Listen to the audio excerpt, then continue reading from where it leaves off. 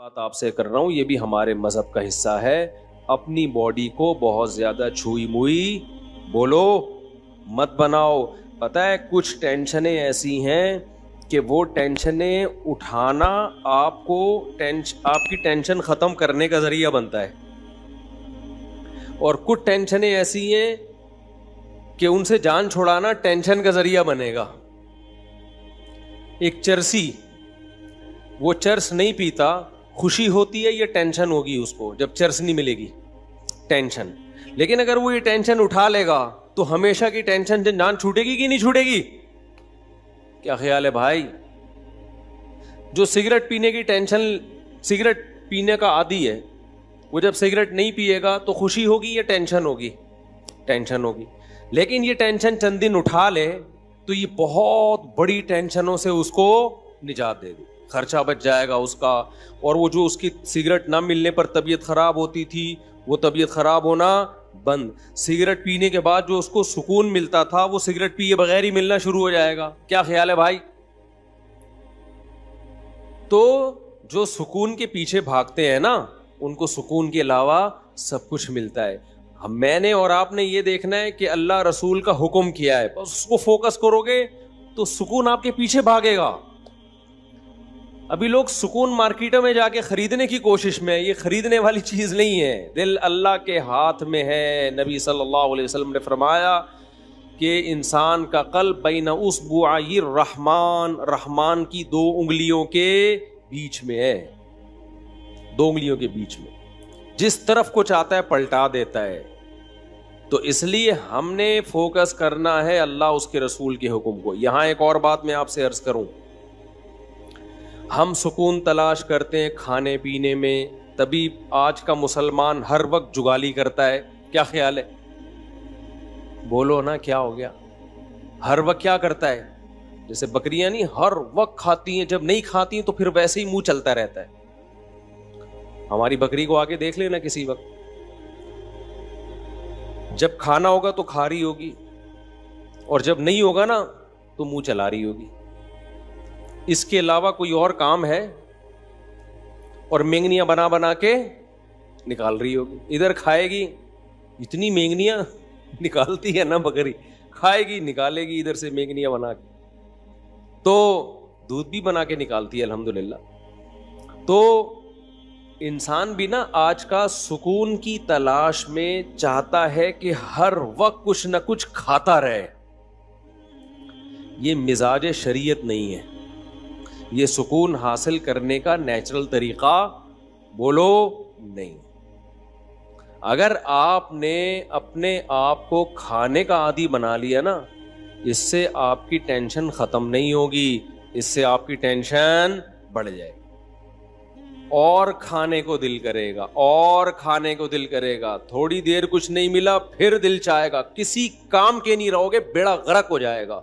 اس لیے ہماری شریعت میں کوئی ایک حدیث بھی ایسی نہیں ہے, کوئی ضعیف حدیث ہی ہو جس میں کھانے کی فضیلت ہو کہ کھانا کھانا ثواب ہے, کہیں بھی نہیں ملتا. یہ تو پتہ نہیں مذہب میں کھانے کا تصور آیا کہاں سے, میں تو اس پہ حیران ہوں. کوئی ایک بھی مثال نہیں ملتی ہمیں اس کی. اور میٹھا کھانا تو ہے ہی نہیں. ایک تو ہم لوگوں نے جرم یہ کیا کہ کھانا اسلام کے کھاتے میں ڈال دیا, تبھی جتنے مذہبی لوگ ہیں ان میں میجورٹی آپ کو کھانے پینے والی نظر آئی. کیوں؟ اس لیے کہ مذہب میں کھانے پینے کی رسومات ہم نے بڑھا دی. تیجے کا کھانا, 40ویں کا کھانا, پھر محرم کا حلیم, یہ سارے مذہبی کھانے ہیں نا. بھائی جان کیا ہو گیا؟ دیکھو محرم کا حلیم, پھر 40واں بھی ہوتا ہے کو محرم کا, پھر ربیع الاول آیا, وہ تو فرسٹ ربیع الاول سے لے کے بلکہ ربیع الاول سے پہلے سے ہی کھانے شروع ہو جاتے ہیں اور چلتے ہیں ربیع الاول کے اینڈ کے بعد, یعنی ربیع الثانی تک بھی چلتے ہیں. وہ پھوڑنے پھاڑنے کا ہی مہینہ کہلایا جاتا ہے. کھاتے رہو, دیگیں, بریانی, مٹھائیاں. ابھی کوئی صاحب کے بیٹا پیدا ہوا, مٹھائی لے کر آ گئے ہمارے لیے, اللہ ان کے برکت دے ماشاءاللہ. مٹھائیوں کا رواج ختم کرو. سمجھتے ہو یہ مٹھائی جو ہے ہمارے مذہب سے میچ نہیں. ہمارے مذہب سے پتہ ہے کیا چیز میچ کرتی ہے؟ گوشت، جس سے وزن نہیں بڑھتا. ہمارے نبی نے بچہ پیدا ہونے پر مٹھائی کا حکم دیا یا بکرا کاٹنے کا حکم دیا ہے؟ بولتے کیوں نہیں؟ گوشت. تو ہمارے نبی تو ہمیں گوشت خور بنانا چاہتے ہیں جس سے وزن بڑھتا نہیں ہے، اور ہم کیا کرتے ہیں؟ ہر خوشی پہ کیا کر رہے ہوتے ہیں؟ مٹھائی. تو ہم لوگوں کو لڈو بنانا چاہتے ہیں. کیا خیال ہے بھائی؟ ہم لوگوں کو کیا بنانا چاہ رہے ہیں؟ لڈو. 3 میٹھے ہیں جو شریعت میں جس کی فضیلت ہے، کہ انجیر ہے جس کا اللہ نے قرآن میں بڑا زبردست ذکر کیا.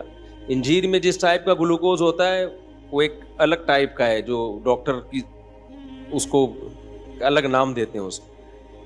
دوسرا ہے شہد، اس میں بھی ڈیفرنٹ ٹائپ کا گلوکوز ہوتا ہے. اور تیسری چیز ہے کھجور، اس میں دونوں طرح کا گلوکوز ہوتا ہے. تو اس کے علاوہ تو ہمیں نہیں ملتا کوئی. ادھر سے آپ صلی اللہ علیہ وسلم نے کوئی جلیبی کبھی کھائی ہو، یا کبھی آپ صلی اللہ علیہ وسلم نے برفی کھائی ہو، مٹھائیوں کے نام ہیں ہی نہیں. کھا لیں آپ، ہم بھی کبھی کبھار کھا لیتے ہیں. اس پہ مذہب کا لیبل بولو. یہ میرا بیان جو ہے نا، آپ کہیں گے مفتی صاحب کس ٹائپ کا بیان لے کے بیٹھ گئے ہو آپ. یہ میں وہ باتیں آپ کے سامنے کر رہا ہوں جو ہماری سوسائٹی کی نیڈ ہیں. دیکھو اسلام کی خوراکوں پہ اگر غور کرو گے نا تو پتہ چلے گا کہ اسلام آپ کو ایکٹیو بنانا چاہتا ہے، اسلام آپ کو سست نہیں بنانا چاہتا. ہمارے جو دیندار حضرات ہیں یا مسلم قوم ہے، ان کی خوراکیں ایسی ہیں کہ یہ کمبخت چست ہو ہی نہیں سکتے. تو جو چست نہیں ہو سکتا وہ مذہب پہ کیسے عمل کر سکتا ہے؟ نہیں آ رہی میرا خیال ہے بات. مذہب میں نا سستی منع ہے. نبی صلی اللہ علیہ وسلم نے فرمایا اللہم انی اعوذ بک من الجبن ومن الکسل، اے اللہ بزدلی سے بھی تیری پناہ مانگتا ہوں اور سستی سے بھی تیری پناہ مانگتا ہوں. اسلام ایک پورا پیکج ہے. اگر سستی سے نبی نے پناہ مانگی ہے، سستی کو کی حوصلہ شکنی کی ہے، تو یہ ہو سکتا تھا اسلام آپ کو خوراکیں وہ کھلائے جو آپ کو کولیسٹرول کا ڈبہ بنا دیں، سست بنا دیں، اور پھر چستی کی ترغیبیں دے. اس کا مطلب دیکھو ایک ڈاکٹر ورک شاپ کروا رہا ہو اور آپ کو ایکٹیو رہنے کے طریقے بتا رہا ہو، اور پھر ہر ایک کے سامنے رسگلے کے ڈبے لا کے رکھ دیے ہوں، تو آپ کہیں گے ڈاکٹر صاحب آپ کی باتوں میں اور آپ کے ایٹیٹیوڈ میں تضاد ہے، یہ دونوں آپس میں ملتی نہیں. اور آسان مثال، ایک ڈاکٹر آپ کو کینسر کے خلاف موٹیویٹ کر رہا ہو، سمجھا رہا ہو کینسر بہت خطرناک ہے، کینسر سے دور بھاگو، کینسر سگریٹ سے ہوتا ہے، کینسر موٹاپے سے ہوتا ہے، کینسر فلانی چیز سے ہوتا ہے، کینسر ڈمکانی چیز سے ہوتا ہے. اس کے بعد پھر سٹا لگا رہا ہے بیٹھ کے، اور آپ گئے ایک ڈبہ آپ کو بھی پکڑا ہے گولڈ لیف، یہ لیجیے کیٹو کنگ سائز فلٹر. ہمارے دور میں یہی ایڈ آتے تھے، اب پتہ نہیں کیا آ رہے ہیں، یہ کھائی. آپ بولو گے ڈاکٹر صاحب وہ کیا تقریر تھی وہ جو آپ گھنٹوں سے کر رہے تھے؟ تو ڈاکٹر کیا، اصل میں مجھے لیکچر کے پیسے ملتے ہیں تو لیکچر تو میں نے دینا ہے. بھائی اس لیکچر کے تو مجھے پیسے ملتے ہیں تو وہ تو میں نے دینا تھا، اس لیے باقی اب یہ ہمارا آپس کا معاملہ ہے، سگریٹ پیتے ہیں کہ نہیں پیتے. تو آپ بولو گے ٹھیک ہے، پھر آپ ایک ایز اے لیکچرار بہت ایک اچھے ہیں، آپ ایز اے موٹیویشنل اسپیکر آپ کی 2 ٹکے کی حیثیت نہیں ہے، آپ تو لوگوں کو ڈی موٹیویٹ کر رہے ہیں. تو آپ مجھے ایک بات بتاؤ، ہمارے نبی صلی اللہ علیہ وسلم اگر خوراکیں ہمیں وہ بتاتے جو ہمیں سست بنائیں اور ترغیب ہمیں چست رہنے کی دیتے، تو کیا آپ اللہ کے پیغمبر ہوتے؟ بولتے کیوں نہیں؟ پھر ہوتے اللہ کے پیغمبر نہیں. آپ کو پتا ہے یہ جو کھانا پینا ہے نا، یہ ہمارے مذہب کا بہت اہم ٹاپک ہے، یہ ہلکا نہیں ہے. نماز روزہ تو ہے ہی، اسلام کے 5 ارکان وہ تو ہیں ہی، لیکن نماز روزے پر آنے کے لیے اور اپنی زندگی میں شریعت کو لانے کے لیے اور بھی کچھ پیکج دیے پیغمبر صلی اللہ علیہ وسلم نے. جب تک ان پیکیجز کو ہم اختیار نہیں کریں گے اسلام پہ چلنا ہمارے لیے ممکن نہیں ہوگا. اس کی مثال میں آپ کو دیتا ہوں. اسلام میں بے جا غصہ, بلا وجہ غصہ, یہ ہر وقت توے پہ بعض لوگ جیسے بیٹھے رہتے ہیں نا غصے میں, یہ اچھی خصلت ہے یا بری خصلت ہے؟ قرآن کہتا ہے والکاظمین الغیظ, نیک لوگ غصے کو کیا کرتے ہیں؟ پیتے ہیں.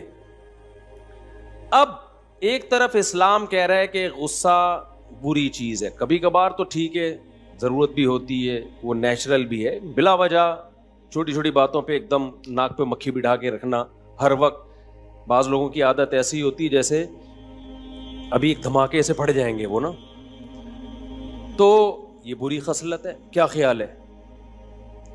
تو جب بھی کوئی عالم بزرگ غصے کا علاج کرے جس کے پاس آپ جاؤ تو وہ غصے کے دونوں پہلوؤں پہ غور کرے گا کہ ایسا تو نہیں ہے کہ آپ کو غصہ کسی روحانی وجہ سے آ رہا ہو, آپ میں تکبر ہے. غصہ جس کو زیادہ آتا ہے نا, دو وجوہات ہوتی ہیں, ایک روحانی وجہ کا مطلب اس میں تکبر ہے, اس کے اندر اس کو یہ غلط فہمی ہو گئی ہے کہ میں بہت نیک ہوں. بعض لوگوں کو اپنے بارے میں یہ خوش فہمی ہو جاتی ہے کہ میں بہت نیک. یہ بہت بڑی بیماری ہے, اور یہ ان لوگوں کو زیادہ ہوتی ہے جو مشہور ہوتے ہیں, جیسے ہم لوگ, جن کے لوگ ہر وقت تعریفیں کرتے رہتے ہیں, مفتی صاحب آپ اتنے اچھے. تو بعض دفعہ آدمی کو اپنے بارے میں وہم ہوتا ہے شاید واقعی میں بہت اچھا ہوں. یہ ہو جاتا ہے, یہ بہت خطرناک بیماری ہے. اس کا نقصان یہ ہوتا ہے کہ پھر اگر کوئی آپ سے غلطی ہوتی ہے نا اور کوئی کہتا ہے آپ سے یہ غلطی ہوئی تو آدمی کی کھوپڑی گھومتی ہے. وہ کہتا ہے میں کیسے, مجھے تو اتنے لوگ میرے ہاتھ چومتے ہیں, وہ بھی مجھے اچھا کہہ رہا تھا, وہ بھی اچھا کہہ رہا تھا, وہ بھی اچھا, تو یہ میں کیسے بھائی, دل چاہ رہا تیرے رکھ کے میں تھپڑ لگاؤں. بھائی جتنا بھی اچھا ہو جائے, یہ کسی کتاب میں لکھا ہوا ہے کہ اب آپ سے کوئی غلطی نہیں ہو سکتی؟ یہ کسی کتاب میں لکھا ہوا ہے؟ لکھا ہوا بھی ہوتا تو وہ کتاب میں غلط لکھا ہوا ہے, اس کا مطلب ہے, ٹھیک ہے نا. تو یہ جن لوگوں کو ایسے غصہ آتا ہے نا, یہ روحانی مسئلہ ہے ان کے ساتھ. ان کو اپنے بارے میں بل الانسان علی نفسہ بصیرہ, قرآن کہتے ہیں انسان اپنے بارے میں باخبر ہوتا ہے, اس کو پتا ہوتا ہے میں کتنے پانی میں ہوں, لیکن وہ اپنے بارے میں اپنی رپورٹ کے بجائے دوسروں کی رپورٹوں پہ اعتماد کرتا ہے. لوگ کہہ رہے ہیں بھائی بہت اچھا, تو وہ اپنے بارے میں خوش فہمی میں. یہ بہت مسئلہ مذہبی اسکالرز کے ساتھ بھی ہوتا ہے, اور جو بھی اس طرح کے ذرا مشہور لوگ ہوتے ہیں نا, ان کے بگڑنے کے چانس زیادہ ہوتے ہیں. وہ وہم ہو جاتا ہے کہ میں بہت, ایک صاحب تھے, انہیں کوئی بوڑھا بھی ذرا سی نصیحت کرتا نا تو وہ بہت غضبناک ہوتے ہیں. یہ بھی نہیں دیکھتے کہ یار بوڑھے کا تو تھوڑا سا یہ عمر میں آپ سے زیادہ ہے, ٹھیک ہے علم میں نہیں ہوگا لیکن عمر کا بھی تو کوئی خیال ہوتا ہے نا. ایک نوجوان عالم کو جب کوئی بوڑھا تنبیہ کر رہا ہو تو اس عالم کو اپنے علم کو ایک طرف رکھ لینا چاہیے, اس بوڑھے کے بڑھاپے کا خیال کر لینا چاہیے کہ یار بڑے بزرگ ہیں, چھوڑو ڈانٹ کھا لو تھوڑی دیر کے لیے. تو وہ جو ان عالم کو نا بہت زیادہ غصہ آتا تھا, کوئی بھی نصیحت کرے بہت زیادہ غصہ آتا تھا. تو میں بڑا پریشان تھا کہ یار ان مولانا کو ہو کیا گیا ہے, کوئی ذرا سی بات کرتا ہے ایک دم ایسے, اور بات بھی صحیح کر رہا ہوتا ہے وہ. تو کسی نے بڑا اچھا تبصرہ کیا, انہوں نے کہا اصل میں ان مولوی صاحب کو اپنے بارے میں یہ وہم ہو گیا ہے کہ میں بہت نیک. بعض دفعہ ہو جاتا ہے, انسان ہے, تو یہ وہم دور کرنے کی ضرورت ہے کہ حضرت آپ کو بہت زیادہ نیک نہیں ہے, ایسے ہی ہیں جیسے سب لوگ ہوتے ہیں. اب اس کا مطلب یہ نہیں کہ آپ علماء کو جا کے بتانا شروع کر دیں حضرت آج ہمیں پتہ چلا آپ اتنے ہیں نہیں. تو آپ کا کام علماء سے عقیدت محبت ہی ہے, سمجھ رہے ہو. ہاں کوئی واضح غلطی نظر آئے 2 اور 2 4 کی طرح تو اس پہ ایک دفعہ تنبیہ کر دی جائے, لیکن خود عالم کی تو ذمہ داری ہے نا وہ اپنے بارے میں غور کرے, حد سے زیادہ خوش فہمی میں مبتلا نہ ہو. تو غصہ ختم کرنے کا ایک روحانی بھائی یہ وجہ ہے. تو جو بزرگ ہوں گے, سچی مچی کے بزرگ ہوں گے, وہ آپ کے اس ٹیکنیکل فالٹ کو دور کریں گے. آپ کے اندر سے خود پسندی کو ختم کریں گے. بھائی نارمل رہو، جیسے سارے ہیں نا ایسے ہی بن کے رہو. دوسرا، غصے کا بعض دفعہ سبب کوئی روحانی سبب نہیں ہوتا، جسمانی سبب ہوتا. آپ بلڈ پریشر کے مریض ہیں تو ظاہر ہے آپ کو بات بات پہ بولو غصہ آئے گا. تو جو اللہ والے بزرگ ہوں گے وہ آپ کے غصے کے علاج کے لیے یہ بھی کہیں گے کہ بھائی ڈاکٹر کو بھی دکھاؤ، کوئی جسمانی بیماری تو نہیں ہے کہ ہر تھوڑی دیر کے بعد آپ کی رگ پھڑکنا شروع کر دیتی ہے، بیٹھے بیٹھے ایسا لگتا ہے جیسے کسی نے نیچے سے چولہا جلا دیا ہو. کیا خیال ہے بھائی؟ بعض لوگ ہوتے ہیں بیٹھے بیٹھے نا ایسا لگتا ہے کوئی چولہا جلا کے چلا گیا ہے. آرام سے بیٹھے ہوئے تھے، ایک دم پتہ نہیں کیوں پھٹکنا شروع ہو گئے. ہوتا ہے کہ نہیں ہوتا؟ تو وہ کیا ہے بھائی؟ یا تو بلڈ پریشر کی بیماری ہے، یا اعصابی کمزوری ہے، پٹھے کمزور ہو گئے ہیں، مسل کمزور ہو گئے ہیں، برداشت ختم. بڑھاپے میں غصہ زیادہ آتا ہے. تبھی تو اللہ نے بوڑھے والدین کے بارے میں کہا کہ اگر وہ جھڑکیں تو آگے سے اف مت کرو، کیونکہ بوڑھے ہو گئے ہیں، اب ان میں برداشت ختم ہو گئی ہے. تو غصے کا آپ کی صحت سے بہت گہرا تعلق ہے. تو اب مجھے ایک بات بتاؤ، جو یہ چاہتا ہے کہ میں جنت میں جاؤں اور بلا وجہ غصہ نہ کروں، تو شریعت کے اس حکم پہ چلنے کے لیے اس کو اپنا روحانی علاج بھی کرانا پڑے گا. روحانی سے وہ ٹوپی ڈراموں والا عاملوں کا نہیں، ان کو تو خود علاج کی ضرورت ہے. تو اب مجھے ایک بات بتاؤ، جو جہنم سے بچنا چاہتا ہے اس کو اپنے غصے پہ کنٹرول کرنا پڑے گا کہ نہیں پڑے گا؟ تو کیا اس کے لیے صرف روحانی علاج، یہ روحانی سے مراد تکبر ختم کر دے، دنیا کی محبت ختم کر دے، صرف یہ کافی ہوگا؟ یہ جسمانی علاج کی بھی ضرورت ہے کہ نہیں ہے؟ یقیناً ہے، جسمانی علاج کی بھی ضرورت ہے. تبھی تو ہمارے نبی صلی اللہ علیہ وسلم نے عبادت میں اعتدال کا حکم دیا. فرمایا تمہاری جان کا بھی تم پر حق ہے. بعض صحابہ پوری رات نماز پڑھتے تھے تو نبی نے ان کو منع کیا. وجہ اس کی کیا ہے؟ بھائی آپ کی صحت خراب ہوگی تو آپ کا گھر والوں کے ساتھ ایٹیٹیوڈ خراب ہوگا، آپ ڈپریشن میں کوئی الٹا کام کرو گے جا کے. فوجیوں میں دیکھو نا، رات کو ٹائم پہ سلایا جاتا ہے، وہ سلانا بھی گورنمنٹ کی طرف سے پابندی ہے. سوئے گا تو ان کو پتا ہے نہیں سوئے گا صبح اٹھ کے کیا کرے گا. جو جنگ لڑنے والے ہوتے ہیں یا جہاں بھی سیکیورٹی کا مضبوط نظام ہوتا ہے نا، تو اس میں ملازمین کو سلانا بھی پابندی ہوتی ہے. سونا ہم جب مدرسے میں پڑھتے تھے نا تو ہم پہ یہ بھی پابندی تھی کہ آپ نے اتنے بجے لازمی سو جانا ہے. مجھے یاد ہے میرے استاذ بہت زیادہ اس بات پہ سختی کرتے تھے کہ دوپہر قیلولہ کیا ہے کہ نہیں کیا. ان کو پتا ہوتا ہے ان کمبختوں نے اگر دوپہر نہیں سوئے نا تو یہ پڑھیں گے نہیں، پھر یہ تھکے تھکے رہیں گے، پڑھائی میں دل نہیں لگے گا ان کا. تو یہ خوب سمجھ لیں، مذہب پہ چلنے کے لیے، اللہ کو راضی کرنے کے لیے جیسے روحانی بیماریوں کا علاج کرنا ضروری ہے، ایسے ہی جسمانی بیماری کا علاج بھی ضروری ہے. اس کے بغیر آپ مذہب پہ نہیں چل سکتے. تو جیسے غصہ اسلام میں بری چیز ہے، خوش اخلاقی اچھی چیز ہے. نبی صلی اللہ علیہ وسلم نے فرمایا قیامت کے دن میرے سب سے قریب وہ ہوگا جس کے اخلاق سب سے اچھے ہوں گے. تو کیا مطلب سارے بلڈ پریشر کے مریض نبی کے ساتھ ہوں گے قیامت کے دن؟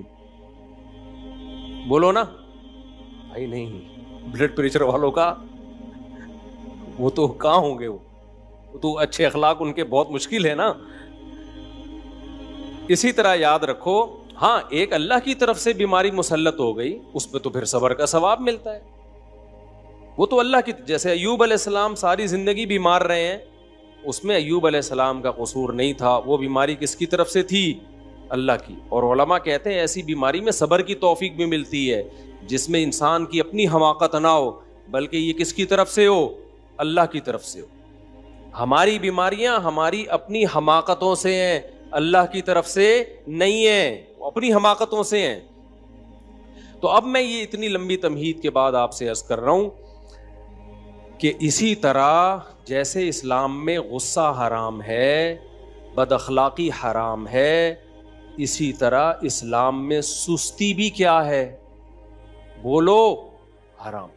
سست آدمی نماز پڑھ سکتا ہے؟ نہیں. فجر میں دیکھ لو، فجر میں کسی بھی مسجد میں پکے نمازیوں کا ریشو دیکھو، عام لوگوں کی بات نہیں میں کر رہا، کتنے تھوڑے نمازی ہوتے ہیں. تو یہ کیا اس کی علامت ہے کہ اتنے جو تھوڑے نمازی ہیں یہ اس لیے ہیں کہ قوم چست بہت ہے، ایکٹیو بہت ہے. نمازیوں سے نہیں اٹھا جاتا، نمازیوں سے فجر میں نہیں اٹھا جاتا. کیوں؟ سست ہیں. اور بہت سارے کام ہمارے دیکھ لو، ایک کام نہیں ہے صرف نماز پڑھ کیسے رہے ہوتے ہیں، ایسے پڑھ رہے ہوتے ہیں. ایک صاحب کو میں نے دیکھا نماز پڑھ رہے ہیں، ایک ٹانگ پہ پورا زور، پھر تھوڑی دیر میں یہ والی ٹانگ ہلکی، دوسری. ابے تجھ سے سیدھا کھڑا نہیں ہوا جا رہا ہے یار، اللہ کے سامنے تم کھڑے ہو، اتنی سستی. یہ سستی ہے نا بھائی. سست آدمی کبھی سیدھا کھڑا ہو سکتا ہے؟ بولو. وہ ٹیڑھا میڑا ہی ہوگا. ہمارے شیخ حضرت مفتی رشید احمد صاحب رحمہ اللہ جب بیان کرتے تھے نا تو ٹیک لگا کے نہیں کرتے تھے، حالانکہ ان کی عمر 75-76 سال میں بھی ایسے کمر سیدھی رکھ کے بیٹھتے تھے یوں، اور کوئی ٹیڑھی کمر کے ساتھ بیٹھا ہوتا تھا نا یوں کر کے اس کو ڈانٹ کے سیدھا کر دیتے تھے. حضرت کو ہم نے نہیں دیکھا کبھی سیڑھیوں سے اترتے ہوئے سہارا لیا ہو، سیڑھیوں پہ چڑھتے ہوئے بھی ایسے ٹھک کر کے جاتے تھے.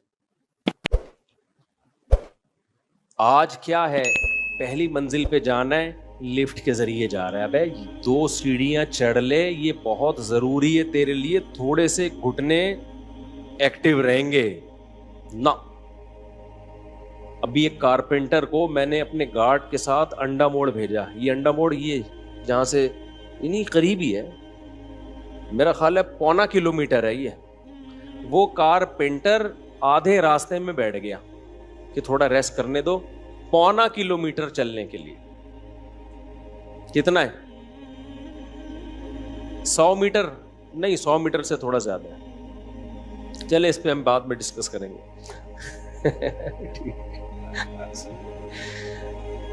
وہ بیٹھ گیا بیچ میں، جوان آدمی. تو یہ قوم کی حالت ہے، تو یہ جہاد کرے گی؟ یہ جہاد کرے گی؟ تو سستی اسلام میں بری چیز ہے. چستی کیا ہے؟ میں بھی چستی پہ اتنے بیانات کر رہا ہوں، آپ یہ نہ سمجھے مفتی صاحب پتہ نہیں کتنے ایکٹیو ہوں گے، ہم بھی آپ جیسے ہی ہیں، لیکن بات تو وہی کریں نا جو ٹھیک ہو. کیا خیال ہے؟ تو اب مجھے ایک بات بتاؤ، جب ہمیں صحابہ میں کوئی سست نہیں ملتا اور اتنی قربانیاں سست لوگوں کا کام ہے ہی نہیں جو قربانیاں صحابہ نے دی. خالد بن ولید نے روم اور فارس کے بخی ادھیڑ کے رکھ دیے تھے.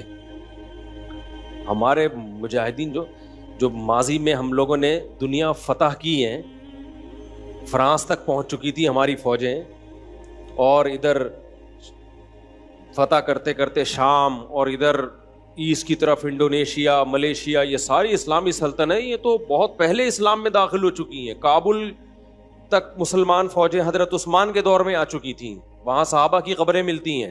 ازبکستان، آذربائیجان، یہ سب حضرت عثمان کے دور میں فتح ہو چکا تھا. تو یہ سست لوگوں کا کام ہو سکتا ہے؟ اگر نبی صلی اللہ علیہ وسلم صحابہ کو ربیع الاول کے حلووں پہ ڈال کے چلے گئے ہوتے کہ تم محرم میں اتنا حلیم کھایا کرو، ربیع الاول میں اتنی دیگیں کھایا کرو، جب بچہ پیدا ہوا کرے تو مٹھائی کے اتنے ڈبے کھا لیا کرو، تو آپ مجھے بتاؤ روم اور فارس اور آذربائیجان، ازبکستان یہ فتح ہوتے؟ بولو نا. تو مذہب پہ چلنا ممکن ہی نہیں ہے سست آدمی کے لیے، سمجھ لو نا. اس سے فجر میں اٹھا جائے گا، اٹھ کے آئے گا تو ایسے لگے گا جیسے قبر سے کسی نے مردہ اکھاڑا ہوا ہے. آپ دیکھ لو نا، جو سست بچے ہوتے ہیں آپ ان کو اٹھاؤ تو صحیح، ایسے مرے ہوئے آ رہے ہوتے ہیں جیسے تجھے پھانسی کے پھندے کی طرف لے کے جا رہے ہیں، ہم پھانسی گھاٹ کی طرف لے کے جا رہے ہیں. پھر آگے بیٹھے گا تو وضو خانے میں بیٹھ جائے گا. वहीं झूमता रहेगा बैठ के। फिर वुजू खाने से इसको उठाओगे, आगे खड़ा होगा, फिर अजीब स्टाइल से कभी एक पाँव पे सहारा लेके इधर कभी उधर, कभी फिर नाक में खुजा रहा है, कभी कान में उंगली घुमा रहा है। ना नमाज में खुशू खुजू, ना वुजू तमीज से होगा इसका, अजीब।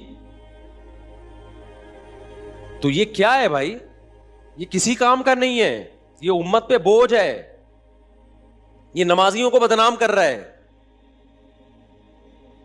बूढ़ा इमाम होता है ना, बूढ़ा इमाम, वो बेचारा समझ में आता है कि रुकू में गया देर, अल्लाहु अकबर कह दिया और रुकू में जाने में देर हो गई, सजदे में जाने में देर हो गई, सजदे से उठने में देर हो गई। बूढ़े होते हैं वो तो मजबूर हैं बेचारे, बुढ़ापे में हो जाते। मैंने जवान इमाम देखे हैं, सजदे में जा रहे हैं, अल्लाह, इतना लंबा अल्लाहु अकबर के पब्लिक सजदे में पहले पहुंच चुकी है, इमाम साहब अभी रास्ते में पहुंचे। यार आप तो 30-35 साल के अभी यंग हो, आप इतना लेट पहुंच रहे हो, सजदे में इतना लेट पहुंच रहे हो। और चलो शादियों में दूल्हा अपनी शादी में लेट आता है, मैं तो निकाह पढ़ाता हूं ना यहां, दूल्हा लेट आधा घंटा 1 घंटा। मैं कहता हूं जिस कमबख्त को उसकी शादी मोटिवेट नहीं कर सकी टाइम पे पहुंचने के लिए, वो बाकी कौन से काम टाइम पे करेगा? या तो तू बेजार है, तेरी पसंद की शादी नहीं हो रही, या तू सुस्त है कि पसंद का काम भी इतनी सुस्ती से हो रहा है। यही वजह हो सकती है ना भाई तेरी। कभी चलो हादसा भी हो जाता है, ट्रैफिक जैम है, कोई मसला हो गया, लेकिन नॉर्मली भी लोग यही कर रहे होते हैं। हम बैठे हुए हैं यहाँ निकाह पढ़ाने, हम टाइम पे पहुंचे हुए हैं, हालांकि मेरी नहीं हो रही शादी, फिर भी मैं टाइम पे पहुंचा हुआ हूं। और अगला क्या कर रहा है?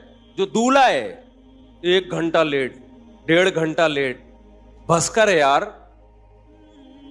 तू नमाज कैसे टाइम पे पढ़ेगा जब तेरी जो शादी जिसमें इतनी दिलचस्पी है तुझे, वो तू इतनी लेट कर रहा है, घंटा बाद पहुंच रहा है तू। तो ये मकसद कि ये कौम सुस्त है या नहीं है, मुझे ये बताओ। ये खुदा की कसम बहुत बड़ा ऐब है हमारे अंदर, इसको हल्का मत समझो, बहुत बड़ा ऐब है। नबी सल्लल्लाहु अलैहि वसल्लम को सुस्ती पसंद नहीं है। और आप सल्लल्लाहु अलैहि वसल्लम की सहीह बुखारी की हदीस है, आप सल्लल्लाहु अलैहि वसल्लम ने फरमाया, हम खुतबों में ये हदीस सुनते हैं ना, खैरुल कुरूनी करनी थुम्मल्लदीन यलूनहुम थुम्मल्लदीन यलूनहुम। ये बहुत ज्यादा हमने सुनी है हदीसें। आपको पता है पूरी हदीस हमने नहीं सुनी, हम यहां तक हदीस सुना के ब्रेक लगा देते हैं। हमें पता है आगे हमने बयान की तो हो सकता है मेरे ही खिलाफ जा रही हो वो हदीस, क्योंकि मेरे अभी दफ्तर में भी मिठाई का डब्बा रखा हुआ है, नीयत खराब हो रही थी मेरी भी। तो नबी सल्लल्लाहु अलैहि वसल्लम ने फरमाया, सबसे बेहतरीन उम्मत मेरी यानी सहाबा की, फिर उनके बाद वाली भी सबसे बेहतरीन यानी ताबिईन की, फिर उनके बाद वाली भी यानी तबा ताबिईन की। फरमाया उसके बाद शर फैलेगा, और शर में आपने 2 चीज़ों को खुसूसियत से हाईलाइट किया। फरमाया एक झूठ फैल जाएगा, नंबर 2 मोटापा फैलेगा। समझ में आ रही है बात? मोटापे से मुराद है सुस्ती, क्योंकि मोटापा कुदरत की तरफ से होता है, वो नेचुरल है। बहुत चुस्त लोग भी हमने भारी जिस्म वाले देखे हैं, बहुत कम खुराक वाले लोग भी हमने भारी जिस्म वाले देखे, ये कुदरत की तरफ से है। किसी का पेट निकला हुआ हो तो उससे बदगुमान होने की इजाजत नहीं है। नेचुरली भी लोगों का पेट होता है, किसी बीमारी की वजह से निकल जाता है। मैंने ऐसे उलमा देखे हैं 24 घंटे में एक टाइम खाते हैं, वो भी बहुत हल्का, लेकिन पेट निकला हुआ है उनका, कुदरत की तरफ से।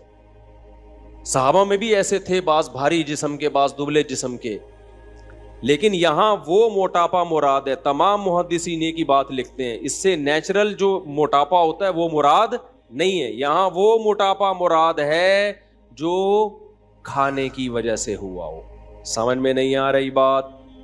इसी वजह से इस हदीस की तशरीह में उलमा ने लिखा है कि नबी की हदीस का मतलब ये हुआ कि इस उम्मत में 2 बीमारियां सबसे पहले आएंगी, एक ज्यादा खाना, दूसरा झूठ। दूसरा क्या आएगा भाई? झूठ। बात करेंगे तो झूठ बोलेंगे, ہر آدمی کیا بول رہا ہے آج, کیا کر رہا ہے آج کل؟ جب بھی کوئی بات کر رہا ہوتا ہے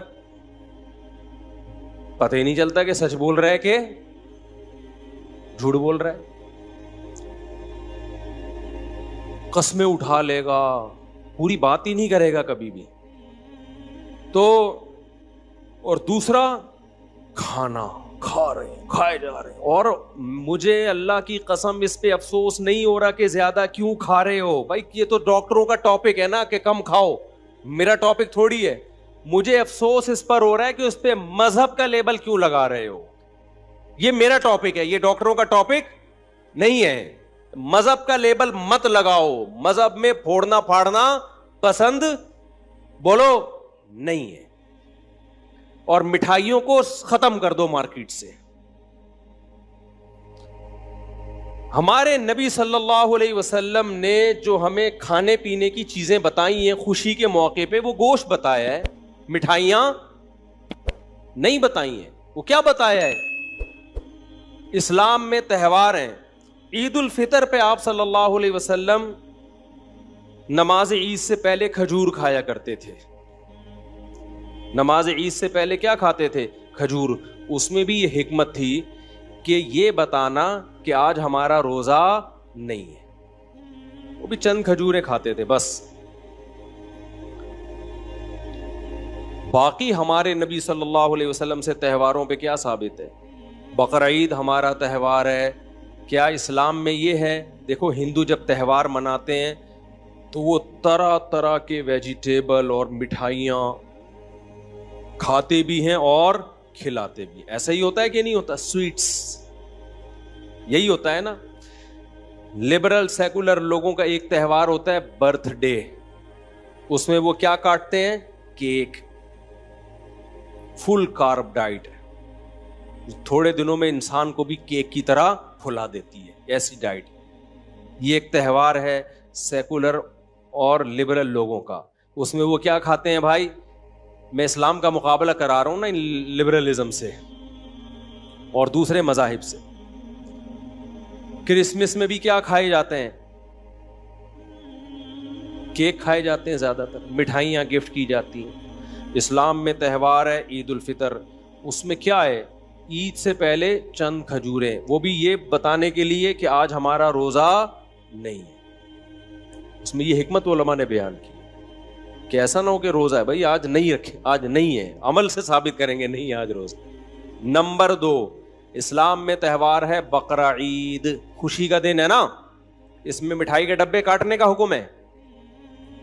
بھائی اسلام نے کہا ہوتا بھائی دوسری عید آ رہی ہے تمہاری, تو اب تم نے کیا کرنا ہے, تم نے زردے کی دیگیں پکانی ہیں, تم نے گنے کے گڑ کھلانے ہیں لوگوں کو, صحیح ہے نا. اس میں کیا رکھا گیا ہے؟ گوشت. آپ کو پتا ہے میں ویجیٹیرین تھا بچپن میں, گوشت نہیں کھاتا تھا. میں اسلام کی ترغیبوں کی وجہ سے گوشت کھانا شروع کیا میں نے.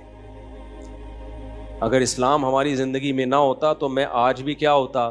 ویجیٹیرین. میں گوشت نہیں کھاتا تھا, مجھے پتہ نہیں کیوں گھن سی آتی تھی گوشت سے. بعض لوگ ہوتے ہیں تو میری بقرعید پھیکی ہوتی تھی. کہیں ولیمے میں جاتا, لوگوں کی دعوتوں میں, وہاں گوشت, تو میں نے کہا یار یہ تو میں زندگی بھر اس نعمت سے محروم رہوں گا. تو 15 سال کی عمر میں پھر میں نے اپنے آپ کو جان کر آہستہ آہستہ گوشت کا عادی بنایا ہے کہ ہمارے مذہب میں تو جتنی رسومات ہیں کھانے پینے کی وہ ساری گوشت ہی سے متعلق ہیں. تو پھر ہم تو مذہبی ہو ہی نہیں سکتے صحیح طریقے سے. اب بقرعید میں بھی ہم کھچڑی کھا رہے ہوتے تھے بیٹھ کے, یہ تو عجیب سا لگتا تھا ہمیں, سارے دنیا گوشت کھا رہی ہے, ہم کیا کھا رہے ہیں؟ کھچڑی. تو میں نے پھر اپنے آپ کو عادی بنایا ہے. تو اس کا مطلب اسلام نے مجھے کیا بنایا ہے؟ گوشت خور. سمجھتے ہو کہ نہیں سمجھتے ہو؟ مجھے گوشت خور بنانے والا کون ہے؟ اسلام ہے. اگر اسلام میں مٹھائیاں ہوتی نا تو آج میں مٹھائی خور ہوتا, گوشت خور نہ ہوتا. اور میں پھر پتہ یہاں آپ کے سامنے بیٹھا ہوا ہوتا, 4 آدمیوں کے برابر ہوتا. میرے لیے ایک الگ سے بنایا جاتا ہے یہاں تک, اور میں کم ہوتا, یعنی اس میں میں کم ہوتا اور میرا جسہ زیادہ ہوتا, میری باڈی زیادہ ہوتی اس میں. تو ایک بقرعید ہے اسلام میں, اس میں بھی کیا ہے؟ بولو گوشت. تیسری خوشی شادی, یہ بھی خوشی کا دن ہے, اس میں ولیمہ ہے. نبی نے فرمایا اولم ولو بشاتن, ولیمہ کرو اگرچہ ایک بکرا کاٹتے ہی کیوں نہ ہو. تو وہاں بھی کیا کھلایا جا رہا ہے؟ گوشت. مٹھائی کے ڈبے بولو نہیں ہے, حلوے مانڈے نہیں ہے. اور چوتھی خوشی انسان کو ہوتی ہے بچے کی پیدائش پر. فیملی پلاننگ والوں کو تو بالکل بھی خوشی نہیں ہوتی. وہ کہتے ہیں یہ کیا ہو گیا, آبادی بڑھ رہی ہے اور مسائل بڑھتے چلے جا رہے ہیں. لیکن اسلام کہتا ہے ان کی باتوں میں مت آؤ. کسی انسان کے لیے اللہ کی طرف سے اولاد سے بڑا گفٹ کوئی بھی نہیں ہے. یہ اولاد ٹینشن نہیں ہے, بلکہ اللہ کی طرف سے کیا ہے؟ تحفہ ہے, ہبہ ہے. یہب لمن یشاء اناسا, جس کو چاہتا ہوں بیٹیاں گفٹ میں دیتا ہوں. اگر یہ پینلٹی ہوتی تو اللہ اس کے لیے گفٹ کا لفظ استعمال نہ کرتا.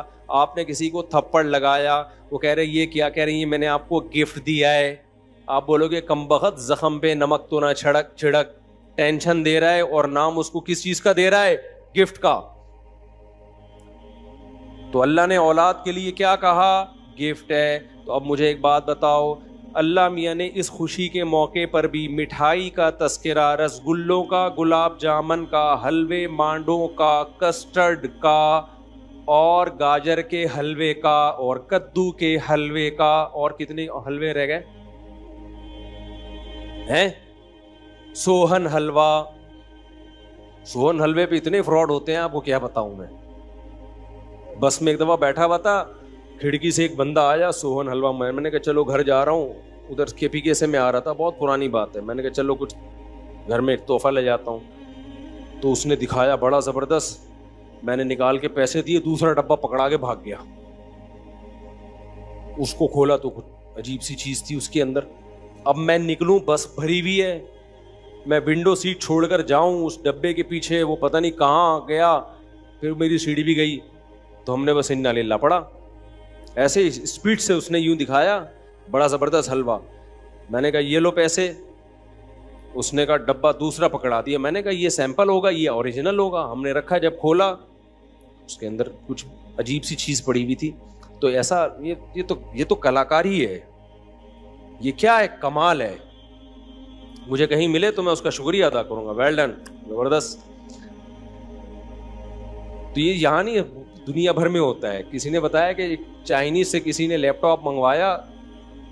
ابے چھوڑو, اب یہ قصے لے کے بیٹھ جاؤں گا میں.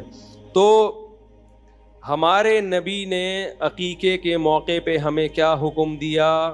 مٹھائی کے ڈبے یا گوشت؟ گوشت کھاؤ.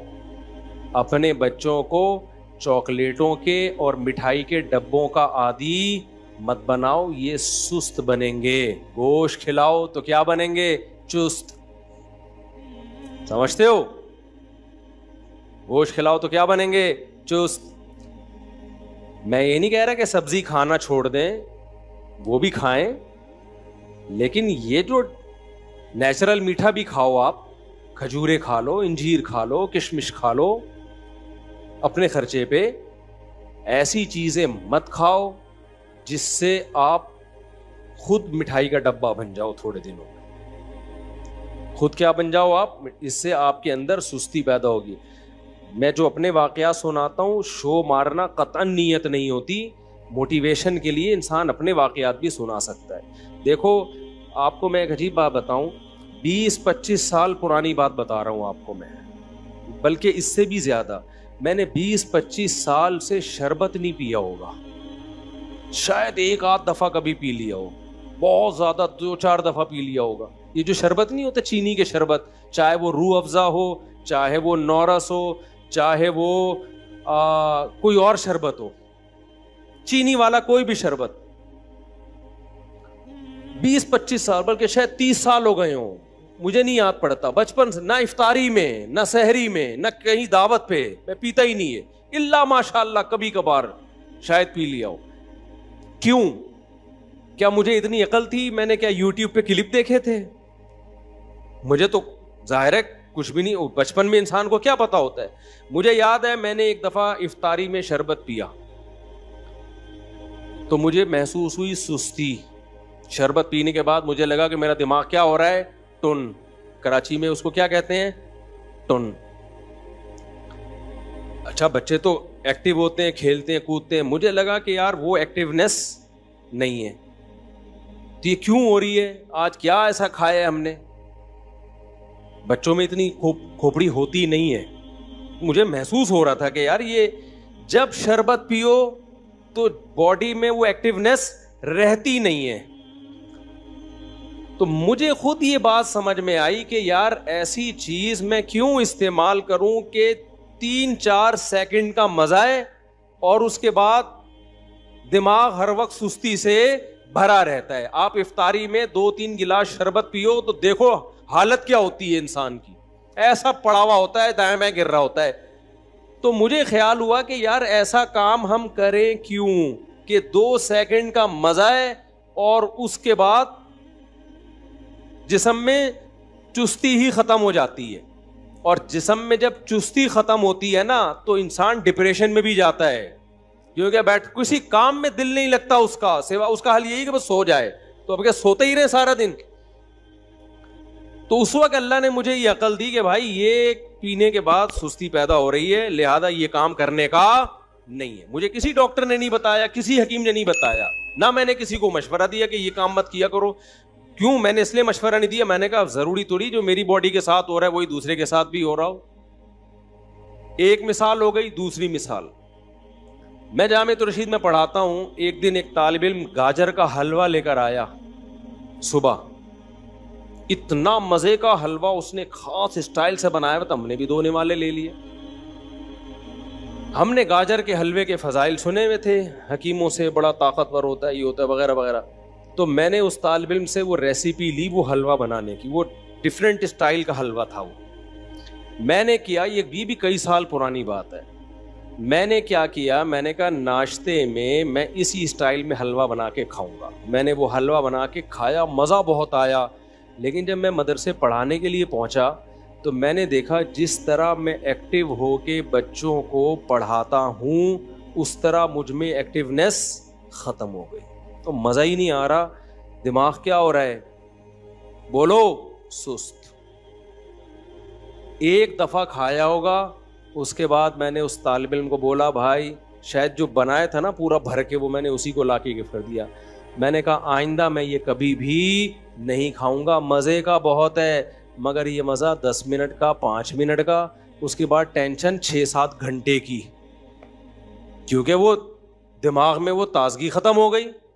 بیٹھے ہوئے ہیں یوں کر کے جھوم رہے. تو بھائی کیوں اپنی جانوں پہ ظلم کر رہے ہو, ایسی چیزیں کیوں کھا رہے ہو جس سے تمہارے اندر چستی کے بجائے کیا پیدا ہو رہی ہے, سستی. کیوں اپنے جان پہ ظلم کر رہے ہو. تبھی آپ دیکھ رہے ہو نا بیان میں بھی بیٹھے بیٹھے لوگ سو جاتے ہیں, بات کرتے کرتے لوگ سو جاتے ہیں, دفتر میں بیٹھے ہوں گے آڑے ترچے ٹیڑھے میڑے گر رہے ہوں گے, کوئی یوں گر رہا ہے کوئی یوں گر رہا ہے, عجیب سے. یہ سب کس کا اثر ہے, خوراکوں کا. شربت اپنی زندگی سے نکال دو.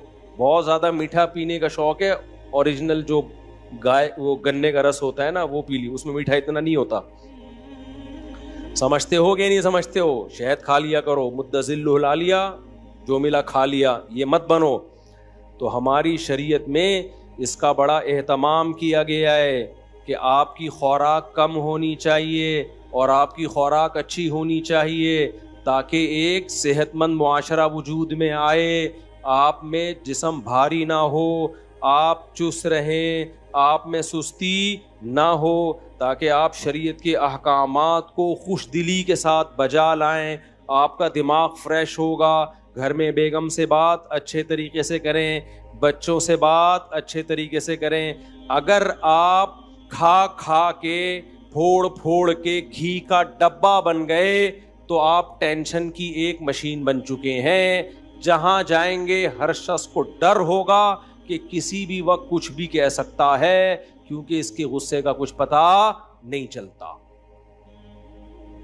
اب آخری بات کر کے بس سچی مچی میں بیان ختم کر رہا ہوں. سچی مچی میں وہ آخری بات یہ, بھی وقت کیا, یہ گھڑی دکھانا ذرا, ٹائم بتانا کیا ہو رہا ہے. 29 بس. اب سچی مچی دیکھو اسلام ایک مکمل پیکج ہے نا, تو اس لیے اسلام نے کم کھانے کا عادی بنانے کے پیکج بھی ہمیں دیے ہیں. وہ پیکج یہ دیا کہ روزے کو عبادت قرار دے دیا, ایک تو فرض ہے رمضان کا, اور اس کے علاوہ بھی ترغیبات دی ہیں. قرآن میں جہاں بھی اہل جنت کی اللہ صفت بیان کرتے ہیں وہاں یہ بھی بیان کرتے ہیں کہ التائبون العابدون الحامدون السائحون, وہ روزہ رکھنے والے ہوتے ہیں. آج ہماری سوسائٹی میں نفلی روزوں کا رواج ختم, نفلی روزوں کا رواج ختم. آج میرا موڈ ہو رہا تھا صبح روزہ رکھنے کا, گھر والوں نے بولا نہیں بھائی بیان بھی کرنا ہے, بالکل ہی حالت, یہ گرمی اتنی شدید ہے. تو مجھے خیال آ رہا تھا کہ یار ایسی شدید گرمی ہی میں تو روزہ رکھو گے تو روزے کی عادت پڑے گی. میں نے نہیں رکھا, میں اتنا نیک ہوں نہیں, لیکن خیال یہ آ رہا تھا مجھے. 50% اٹھا کہ سحری کر لیتا ہوں, پھر کہا نہیں, پھر کہا کر لیتا ہوں, پھر کہا نہیں, 10 دفعہ گیا ہوں گا, پھر خیال آیا جمعے کا دن ہے, چھوڑو اتنا لمبا بیان. کیونکہ ابھی جو ہم لوگوں نے 9 محرم وہ 9 ذی الحجہ کا جو روزہ رکھا نا, اس میں حالت پتہ ہی ہوگا کیا ہوئی ہے. بچے ہمارے اوندھے پڑے ہوئے تھے اثر میں سارے, بہت ہی حالت خراب ہوئی ہوئی تھی. لیکن آپ اور مجھے, ہم سب کو چاہیے ہم اپنے آپ کو محنت اور مشقت کا عادی بنائیں. گرمیوں میں روزے رکھا کریں, چند دن تکلیف ہوگی, اس کے بعد کیا ہو جائے گی عادت. ایسا مزہ آئے گا نا کہ مزہ نہ آئے پیسے واپس. یہ پتہ چل جائے گا کہ یار کم کھا کے بہت اچھا جیا جا سکتا ہے, چند دن میں ٹینشن ہوگی. میں نے اتوار کو ایک دفعہ بیان کیا, لوگوں کو میں نے بتایا, بیان میرا ہو رہا تھا 9:30 بجے رات کو. اس میں نے لوگوں کو یہ بات کہی کہ میں نے کل رات 10:30 بجے کھانا کھایا تھا, اس کے بعد سے اب تک کھانا نہیں کھایا, 24 گھنٹے ہو گئے تھے کھانا کھائے بھی. تو میں نے کہا دیکھو میں 1.5-2 گھنٹے سے کتنا بول رہا ہوں, حالانکہ میں نے کھانا کب کھایا تھا 24 گھنٹے سے زیادہ نہیں, 1 گھنٹہ 23 گھنٹے ہو چکے تھے مجھے کھانا کھائے ہوئے. تو یہ نہیں کہ میرا روزہ تھا, میں نے روزہ بھی تھا. زیادہ کیا کیا ہے, افطاری میں 1 لیمن اور شہد ڈال کے پانی پی لیا, چند کھجوریں کھا لی, 2-4 کھجوریں بس. تو آپ تجربہ کر کے دیکھو نا, تجربہ کر کے. سحری تو کی نہیں تھی اس دن, کیونکہ رات 10:30 بجے کھانا کھایا تو سحری کی نہیں. اگلے دن جا کے افطاری میں, کیونکہ بیان تھا میرا افطاری کے فوراً بعد, اگر میں کھانا کھاتا تو بیان کے قابل نہیں رہتا. کھانا کھاؤ گے تو ٹون ہو جاؤ گے نا. تو ہم نے کیا کیا, شہد کا شربت بنا کے اس میں تھوڑا لیمن ڈالا اور پی گئے ہم, اور 2-4 1 آدھ کھجور کھا لی ہوگی. چائے کی مجھے چونکہ عادت ہے, بہت خراب عادت ہے, آدھا کپ سٹا لگا لیا ہم نے چائے کا, فٹ فاٹ ہو گئے, بیٹھ گئے. اتنا لمبا بیان کیا, کوئی کمزوری نہیں, کوئی ویکنیس نہیں. پھر چونکہ مغرب سے عشاء تک لمبا بیان ہوا, تو عشاء کے بعد جا کے پھر وہی تھوڑا سا پانی جو لیمن کا بچا ہوا تھا, شہد, اچھا لیمن کو بھی 2-3 گھنٹے پانی میں ڈال دیں, تھوڑا کڑوا ہو جائے, وہ زیادہ اچھا ہوتا ہے, وہ پی لیا. اس کے بعد پھر 1 گھنٹہ بیان. لوگ سمجھ رہے تھے مفتی صاحب کوئی بہت پہنچے ہوئے ہیں, اتنا اسٹیمنا. نا, ہم کوئی بہت اسٹیمنا نہیں ہے. میں یہ واقعہ آپ کو اس لیے سنا رہا ہوں کہ جتنا ہم پھوڑتے ہیں اتنا پھوڑنا ہمارے لیے ضروری نہیں ہے. میرے جیسا باریک آدمی جو بہت زیادہ اچھی صحت نہیں ہے, آپ سے ہو سکتا ہے کم ہی صحت ہو, اتنا کم کھا کے اتنا سروائیو کر پا رہا ہوں, تو یہ میری اس کی علامت نہیں کہ بہت اچھی صحت ہے, یہ اس کی علامت ہے کہ ہم پھوڑ بہت زیادہ رہے ہیں. آپ تجربہ کر کے دیکھو, ہو سکتا ہے مجھے 1 گلاس پینا پڑا ہو, آپ 2 گھونٹ میں بھی چل جاؤ. آپ نہیں آئی میرا خیال ہے بات سمجھ. ہو سکتا ہے مجھے جو ہے نا 2 گھنٹے بیان کے لیے 1 گلاس لیمن کا شربت پینا پڑا, شہد کا شربت, وہ والا شربت نہیں چینی والا, وہ تو پھر پریگیٹو نہیں ہو جاتے. تو آپ جب کرو گے نا آپ کی صحت ہم سے اچھی ہوگی. آپ کو اس سے بھی کم 2 کھجوریں بھی کھا لو گے تو آپ چل جاؤ گے. تو میرے بھائی یہ جو پھوڑنا پھاڑنا, صبح بھی پھوڑ رہے ہیں, دوپہر بھی بھر کے پھوڑ, کھا نہیں رہا, کھانا نہ بولا کرو, غصہ آتا ہے مجھے. لوگ کہتے ہیں میں کھانا کھا کے آ رہا ہوں. بس کرو یار, جھوٹ بولنے کی بھی کوئی حد ہوتی ہے. کھانا کھا کے نہیں آ رہے تم, کھانا پھوڑ کے آ رہے ہو. کھا کے نہیں آ رہے ہو تم, جھوٹ بول رہے ہو, تم پھوڑ کے آ رہے ہو کھانا. تو جھوٹ کی بھی کوئی حد ہوتی ہے, اس کو کھانا تھوڑی بولتے ہیں. تو یہ کرنا پڑے گا میرے بھائی. تو نفلی روزوں کی عادت ڈالو. ایام 20 کے روزے ہیں, 13, 14, 15, جمعرات اور پیر کا روزہ. اور پھر حدیث میں یہ بھی آتا ہے, نبی صلی اللہ علیہ وسلم روزے رکھنے پر آتے تو رکھتے چلے جاتے, چھوڑنے پر آتے تو چھوڑنے. ڈاکٹر کہتے ہیں 21 دن کسی خوراک کا عادی بنا دیا جائے تو یوز ٹو ہو جاتا ہے. تو آپ کیا کرو, چند دن روزے رکھو, اس کے بعد اپنی خوراک کو کنٹرول کرو. جتنی اوٹ پٹانگ چیزیں ہیں نا, چینی, مٹھائیاں, برفیاں, لڈو, جلیبیاں, میں بھی کھاتا ہوں کبھی کبھار, جلیبی کبھی کبھار کھاتا ہوں, یہ سب کبھی کبھار میں کوئی حرج بھی نہیں ہے. تو یہ سب اپنی زندگی سے کیا کر دو, بولو, نکال. تو آپ دیکھو یار تھوڑے دنوں میں, اور پسینہ نکالا کرو اپنا. میرے دیکھو پوری کمر بھیگی ہوئی ہے پسینے سے, کیا ہوا, کوئی مر گیا میں؟ ڈاکٹر پتہ ہے کیا کہتے ہیں, ORS بہت ضروری ہے, اس سے ڈی ہائیڈریشن ہوتا ہے. بھائی ٹوپی ڈرامے ہیں, ہونے تو دو ڈی ہائیڈریشن, عادی بناؤ. تھوڑی سی گرمی لگی ایک دم نمکیات پینا شروع, نہیں یار آپ روٹی کھاؤ گے نا اس میں ہوتے ہیں نمکیات, بہت زیادہ چھوئی موئی بننے کی بالکل بھی ضرورت نہیں ہے. ہاں اس گرمی میں تھوڑا ایک احتیاطاً رکھ لو کہ بالکل ہی مرنے نہ لگے کہیں, ایسا نہ ہو. تو اپنے آپ کو عادی بناؤ میرے بھائی. ہمارا مذہب تعیش پسندی ہمیں نہیں سکھاتا, ہمارا مذہب ہمیں کیا سکھاتا ہے, چستی سکھاتا ہے. اور وہ خوراک کو تبدیل کیے بغیر ممکن نہیں ہے. لڈو پھوڑنے مجھے مٹھائی کے ڈبے مت دیا کرو اللہ کا واسطہ, میں کھاتا نہیں ہوں. میں مٹھائی کا ڈبہ فوراً کیا کر دیتا ہوں, پارسل کر دیتا ہوں, اپنے دشمنوں کو کھلاتا ہوں. میں جس پہ مجھے غصہ ہوتا ہے میں کہتا ہوں اس کو کھلاؤ. ایسا, یہ میں مذاق کر رہا ہوں, ایسا نہ ہو کسی کو میں نے مٹھائی کھلائی ہو تو وہ بولے اچھا یار مفتی صاحب کو ہم سے دشمنی ہے. تو یہ ہمارے مذہب کا, اس سے آپ میں کنٹرول پیدا ہوگا. مسلمان پوری دنیا میں اسلام کو بدنام کر رہے کھا کھا کے. ہماری صحتیں انگریزوں سے اچھی ہونی چاہیے تھی کہ نہیں ہونی چاہیے تھی, ان سے اچھی ہونی چاہیے تھی. نبی نے فرمایا المومن القوی احب الی اللہ من المومن الضعیف, طاقتور مومن اللہ کو کمزور مومن سے زیادہ محبوب.